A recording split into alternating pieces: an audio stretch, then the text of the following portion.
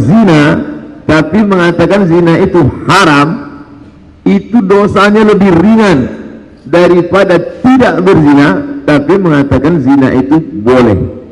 Sudah 2 kali ulang bisa dipahami? Bisa. Kalau 3 kali tak juga bisa, bagus kita pulang sama-sama. Jangan lupa subscribe, like, and share. Anak raja memakai katun, katun dipakai di pangkal piti. Saya tak lagi berpantun, sudah dihabiskan Pak Bupati. Itu sekedar membalas saja, karena tradisi Melayu kalau ada pantun katanya mesti dibalas. Itu saja. Insya Allah semua kita ini yang hadir mendapatkan barokah. Bukan kata saya, kata Nabi Muhammad sallallahu alaihi wasallam, Allahumma barik li ummati fi bukuriha, berikan berkah pada umatku pada waktu pagi. Itu dikatakan Nabi. Jadi yang paling selamat sekarang ini memang kita ngutip pendapat orang, jangan berpendapat sendiri, karena nanti ditembak orang kita. Kutip aja pendapat orang. Begitu juga subuh ini saya mau mengutip pendapat orang. Ini saya bacakan ya. Kata beliau, maaf tidak layak tapi saya sebutkan, berzina tapi tetap meyakini zina itu haram, itu dosanya lebih ringan daripada tidak berzina tapi mengatakan zina itu boleh. Memang susah mencerna kalau belum sarapan. Saya ulang sekali lagi, berzina tapi mengatakan zina itu haram, itu dosanya lebih ringan daripada tidak berzina tapi mengatakan zina itu boleh. Sudah 2 kali ulang bisa dipahami? Bisa. Kalau 3 kali tak juga bisa, bagus kita pulang sama-sama. Ada lagi pendapat dia juga. Apa kata dia? Tahun 2012 diadakan penelitian oleh Dharma Putra menunjukkan 70% mahasiswi UIN Sunan Kalijaga Yogyakarta tidak perawan sebelum zina dihalalkan. Bagaimana kalau sudah penghalalan itu? Bukan kata Abdul Somad. Saya kutip dari Facebook Jauhar Ridhoni Marzuk, penulis buku yang 2 biji saya dapat subuh ini. S1 dari Al-Azhar, S2 dari Unisi Brunei Darussalam, sekarang berada di Masjid Ittihad Sungai Liat. Saya dapat bukunya. Tolong yang mau membuli jangan saya, bully dia.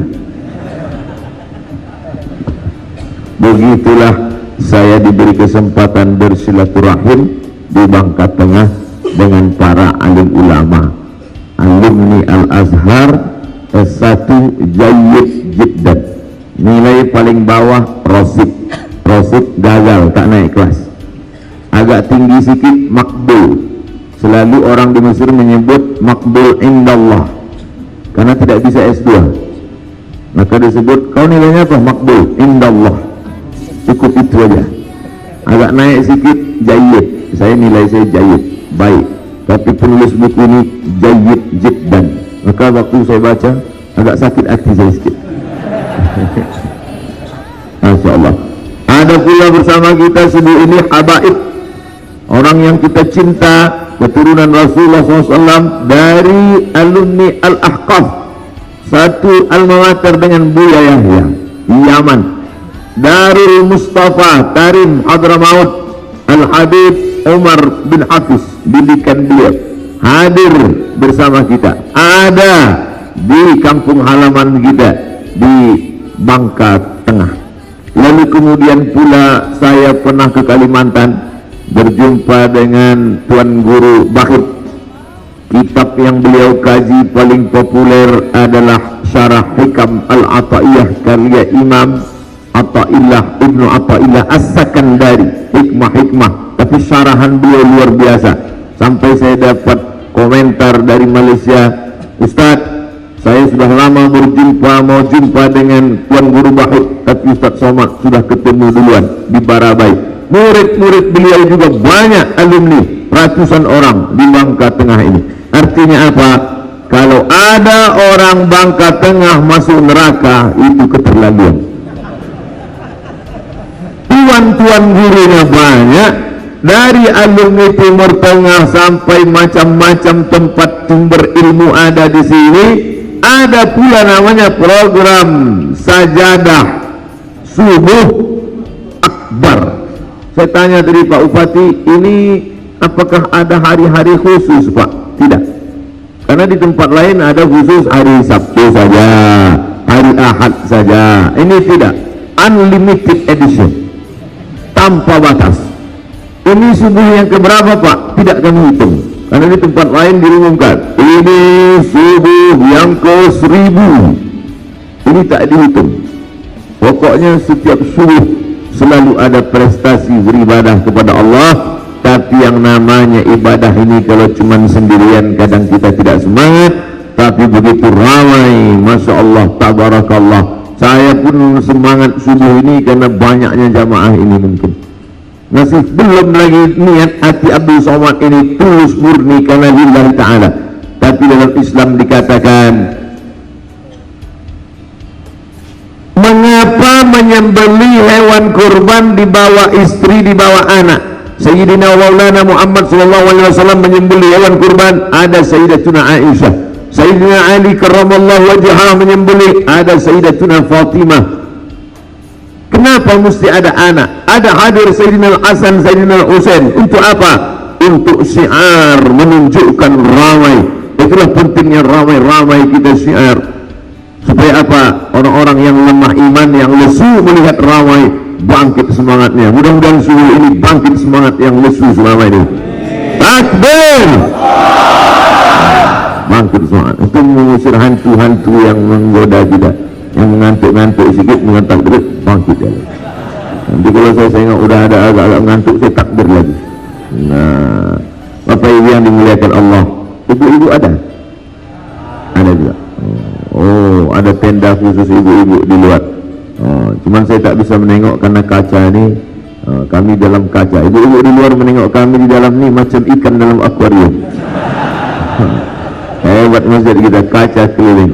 Masya Allah, tabarakallah. Katanya dalam hadis disebut, orang di surga itu di dalam bisa menengok keluar, di luar bisa menengok ke dalam. Agak-agaknya nanti kita di surga begitu. Yang di luar bisa menengok dalam, yang luar bisa naik keluar. Cuman karena kacanya bukan kaca surga, jadi agak-agak gelap sedikit. Tapi nikmat surga itu mala a'yunan wa'ad a'dadtu li'ibadiyas salihin. Aku siapkan, kata Allah, untuk hamba-hambaku yang saleh, mala a'yunan wa'ad, belum pernah ditengok mata, wala udhunun sami'at, belum pernah didengar telinga, wala khatara ala qalbi bashar, belum pernah didengar oleh hati, belum pernah dipandang mata, belum pernah terlintas dan terbetik di pikiran manusia. Itulah surga. Kalau pernah kau bayangkan, kau pikirkan, bukan surga, karena dia adalah kejutan yang akan diberikan Allah pada orang yang beriman. Mudah-mudahan kita mendapatkannya. Berat Pak Ustaz, mau masuk surga bangunnya harus jam 4. Ya, yang namanya berat itu tentulah balasannya sesuai. Surga kalau ringan tentu ceret, kipas angin. Ini berat, tapi bagi orang yang sudah terbiasa, kata orang Melayu, Allah bisa karena biasa. Dibiasakan bangun. Kamu bangun jam berapa? Jam 4. Bagus. Jam 4 bangun, azan subuh 4.38. Masih bisa saya tahajud kalau jam 4 Pak Ustaz. Sebelum azan subuh berkumandang masih bisa tahajud. Sama seperti pepatah anak muda, sebelum janur kuning melintang masih milik bersama, kalau tidak dipinang orang. Karena kalau sudah dipinang tak boleh, kata Nabi SAW, la yahillu li muslimin ayyaktiba fawqa khutbati akhih. Tak boleh meminang anak gadis yang sudah dipinang orang lain. Bapak-bapak yang anak gadisnya sudah dipinang, datang anak muda lain meminang, lalu kau robah gara-gara mahalnya lebih tinggi, tak boleh. Pak, saya mau minang anak bapak, sudah dipinang orang. Berapa dia kemarin ngasih DP? Emang mobil. Oleh sebab itu maka sebelum azan subuh berkumandang, jam berapapun bangun, sempatkanlah bertahajud. Berjumpalah ulama tasawuf dengan ulama fikih. Apa beda ulama tasawuf dengan ulama fikih? Ulama fikih bercerita tentang zakat, puasa, haji, rukun, syarat, haram, makruh, mubah, sunat, sunat muakkad. Sedangkan ulama tasawuf bercerita tentang masalah hati, hasad, dengki, riya, sum'ah. Bagaimana obatnya? Ridha, tawakal, qanaah, rendah hati, tawadhu, zikir, taubat, tahalli, ta'alli, tajalli. Ulama tasawuf biasanya tak populer, tak masyhur. Ulama fikih hebat, pengajian ramai. Lalu kemudian meninggallah ulama tasawuf. Ulama fikih yang hebat meninggal, mati. Ulama tasawuf masih lagi hidup, dipanjangkan Allah umur. Bermimpi malam itu berjumpa dengan ulama fikih yang populer, yang masyhur, yang banyak jamaah. Wahai ulama fikih, ya, dulu engkau pernah menjabat sebagai mufti hebat, banyak murid, banyak jamaah, betul. Apa yang kau temukan di akhirat? Apa yang kau lihat setelah menghadap Allah? Lalu ulama fikih itu mengambil debu, diletakkannya di tapak tangan, dihembusnya. Begitulah kepopuleran jamaah harum semerbak nama, tak berkesan apa-apa. Yang tinggal hanya 2 rakaat di tengah malam, usolli sunnat tahajud raka'ataini lillahi ta'ala. Allahu Akbar. Ustaz sedang menyindir siapa? Menyindir diri saya sendiri. Hai Abdul Somad, follower itu tak bisa menolong di hadapan Allah.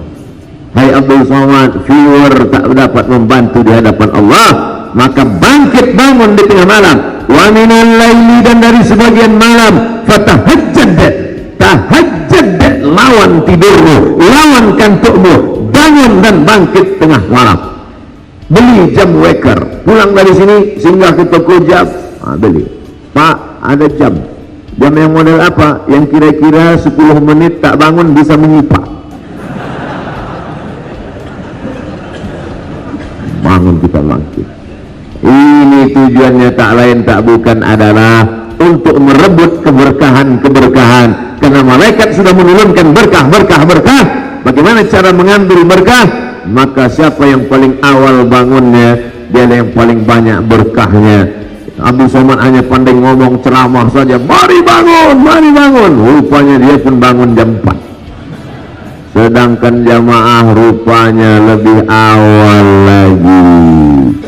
Ustaz ngajak bangun lebih cepat. Kenapa Ustaz pun lambat? Saya tadi malam ceramah. Ada alasannya ya?